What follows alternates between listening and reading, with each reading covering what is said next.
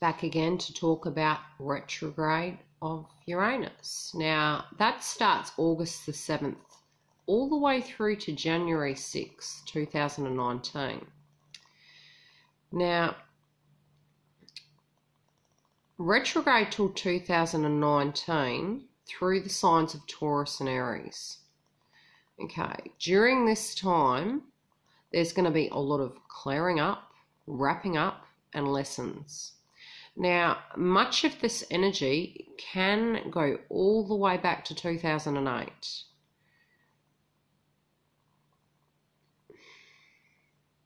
Now, what we're encouraged to do is look at these cycles and meditate upon these things.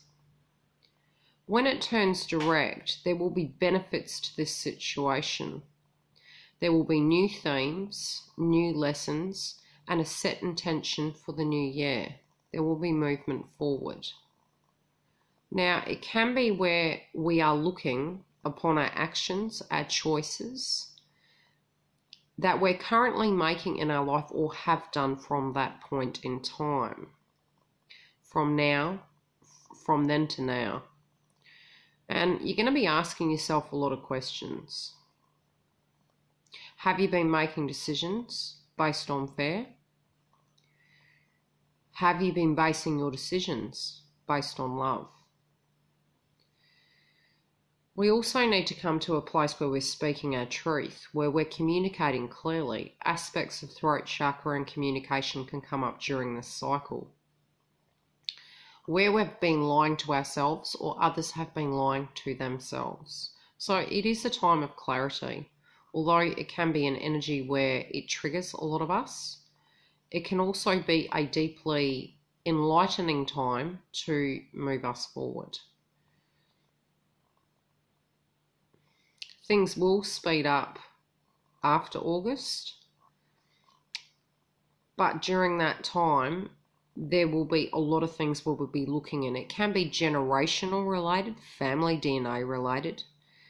What you think of yourself, how individual you are, and what that directly means to you. Are you the black sheep of the family, or are you different and unique and beautifully you? It can be a time when you are feeling liberated, but it also can be aggravated as well. A time when we are awakening, and a time when chaos and disruption can come about within our lives in some shape or form. It can create creativity, self-liberation,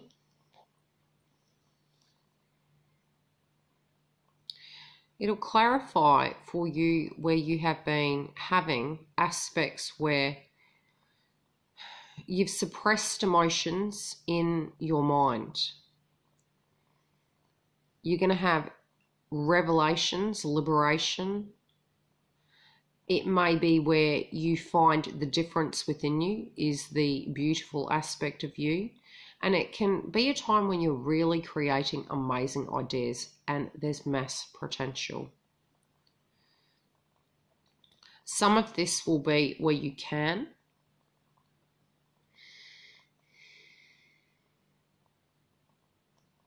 You may feel quite rebellious during this time. You'll be asking questions to yourself. Am I unique or am I weird? Are my ideas profound or thought of prior? How do I fit into my groups, my culture, my society, and do I still fit into those groups, cultures, and society?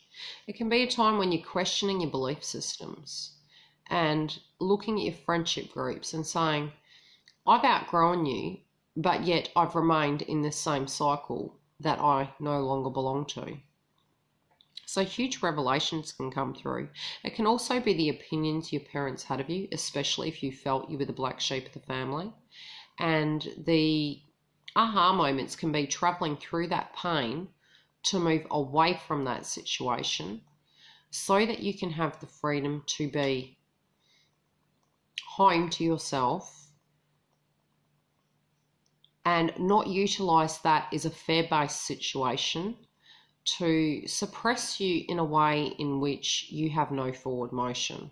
Because regardless, most of the planets, although they feel like a toxic toilet, where we're dragging up the past through horrendous painful moments, it's detoxifying our souls to a point where we will no longer work from an aspect of our ego, our fear, our old mindsets, old ways that perhaps parents had spoken to us, siblings, co-workers, managers, self as well, bad self-allowance talk,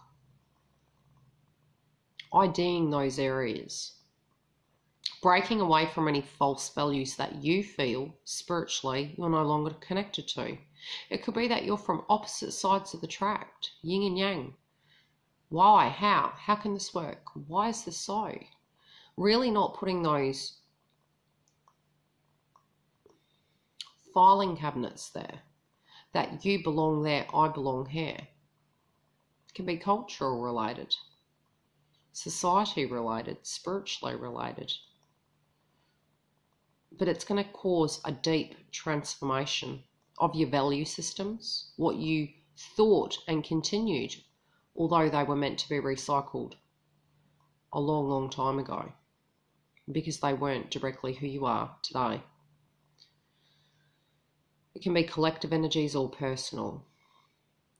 But a lot of it is where you were giving your power away and looking directly outside of yourself when the power spiritually was within yourself.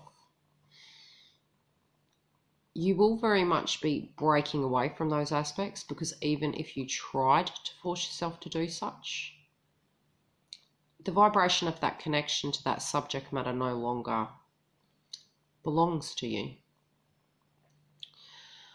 You'll also be really, especially with the other planets and how very grounded we are and connected to the environment we are, questioning the aspect of beauty, questioning the energy connected to beauty. Now, this could be your opinion of your body image, the perfect and imperfect.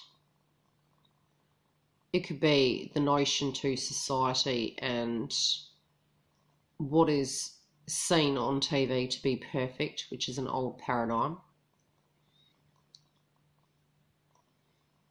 But it'll create major changes, and this can be in your home as well. What you directly call home could become internally a spiritual home when you clear the clutter. So, like I've done in the other videos, I will pull a card and we'll see what energies for this transition will come through from Abraham Hicks cards.